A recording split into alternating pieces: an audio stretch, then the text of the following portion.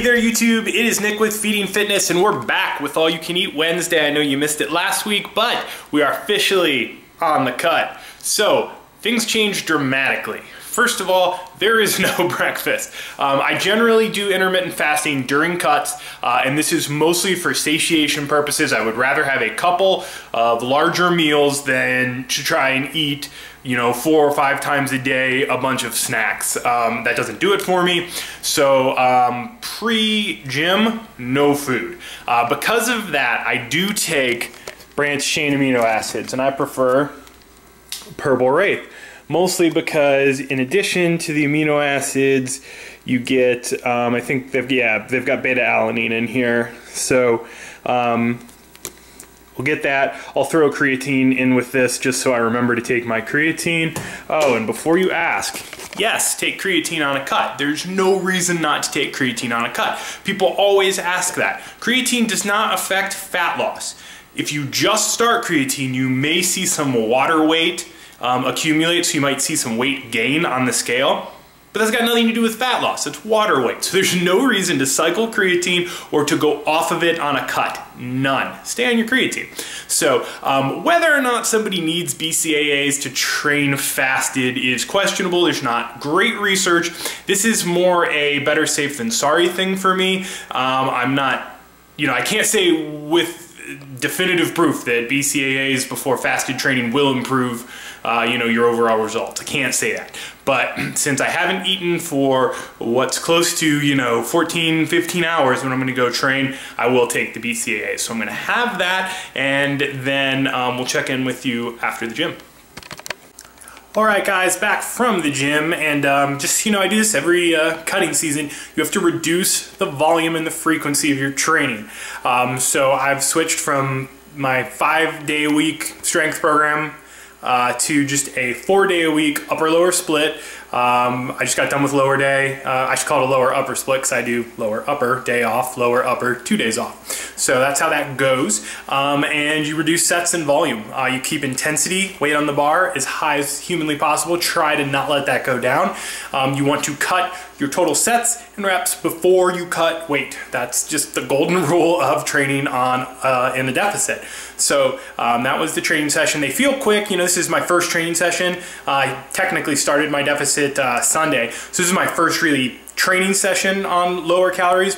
And it feels like I just didn't work as much as I usually do in the gym, but yeah, it hasn't hit me yet. My body hasn't realized, oh shit, we're in a deficit. Next week and the week after, I'll be happy that those sets and reps have been reduced a little bit. So post-workout, just gonna do Dan Light and Fit and a Quest bar here. Like right now, it's almost 3 o'clock, so roughly 15 hours, no food. So I will eat this, and then I probably won't eat again for quite some time. I'll check in with you whenever that is. All right, guys, I got home from class, and I'm gonna have my dinner. It is 8:30, so I haven't really eaten, since like 3. So I'm hungry, to say the least. So I've got some pork chops. These are breaded. All I do is I take that 35 calorie a slice bread. I took 2 pieces, toast it till it's like crispy, almost burnt, mix it with some seasonings, and bread the meat. And it's about 12 ounces of just lean, boneless pork chops. Then went with green beans, went the lazy route. This is just a can. I get the no salt added only because the kind with salt, or the kind that have sodium, have a ton. If you look here, there's almost 10 milligrams. It's like next to nothing. But I did go ahead and have the full can. So that works out to be 70 calories. And it's all carbs, a couple add-along proteins, but that's it. So that's big dose of vegetables there. And then pork goes good with sauerkraut. Another thing that is gonna be high in sodium. Unfortunately, there's not really low sodium sauerkraut, so I'm getting quite a bit of sodium. You say 280 milligrams isn't terrible. Well, that's per serving, and a serving is only 5 calories. I used like between 7 and 8 servings, so a lot of sodium, but that's okay because sodium affects water losses and gains, not fat losses and gains. If you notice, got a lot of vegetables, and that's going to keep me full. Calorically, very low. 70 calories, 35 calories.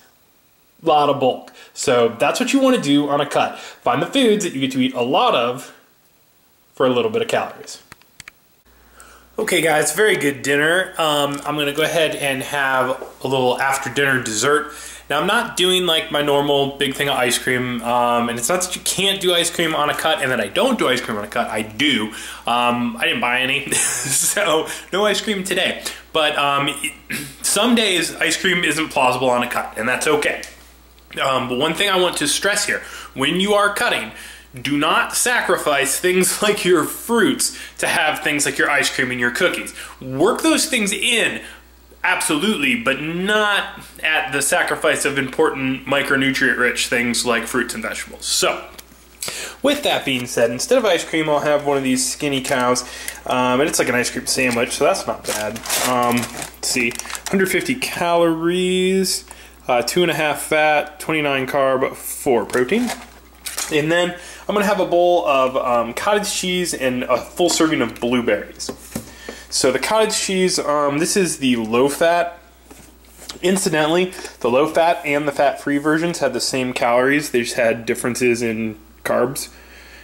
So I had 2 servings, so it's going to be 5 fat, 10 carb, and 24 protein. So not bad. So I'm going to go ahead and have these 2 things, and then we'll check back in. Alright guys, here's what's next. I've got some Fiber One cereal, and this is the actual, like the original Fiber One cereal, right there, original.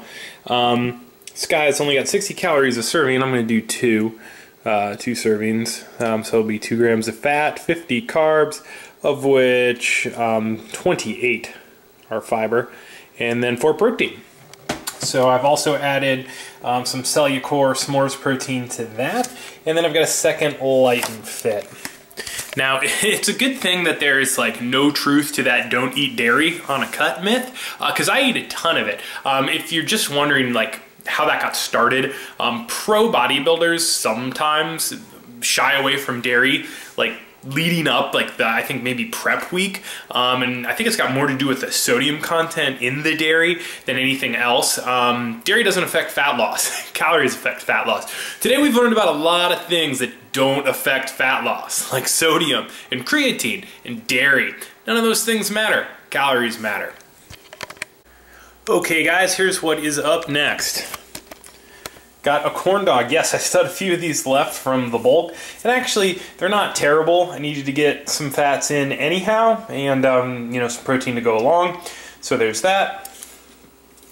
Been eating more of these things, these chia squeezes. They're actually pretty good. This is my favorite one so far. It's called Green Magic. I count this as a fruit. It's mostly fruit. Let's see, chia seeds, water, banana puree, mango, apple juice, etc. Some Magic Pops. This is the onion flavor. These things are just great. They're good on cutting because I can eat the entire package for 200, I believe 250 calories. And then a couple Baby Bell light cheeses for some more fats and protein. So I'll do this, and then I think we'll be somewhat close to being finished. Okay guys, let's look at what's left. I've got one more set of snacks here and I am done. So, got some Kamet Puffs with almond milk and 20 grams of MTS, peanut butter protein powder.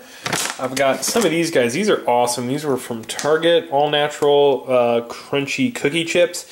Sea salted peanut butter. Oh, so good. I've already had these once. They're awesome. So 28 grams. It says about 5 cookies. I actually got 6. That's why you should weigh things. 130 calories, 7 fat, 15 carb, 2 protein, but just really, really good. And then to finish up, we got peanut butter protein, peanut butter cookies, and nuts. So this is the Heart Healthy mix. It's just lower sodium, which is fine.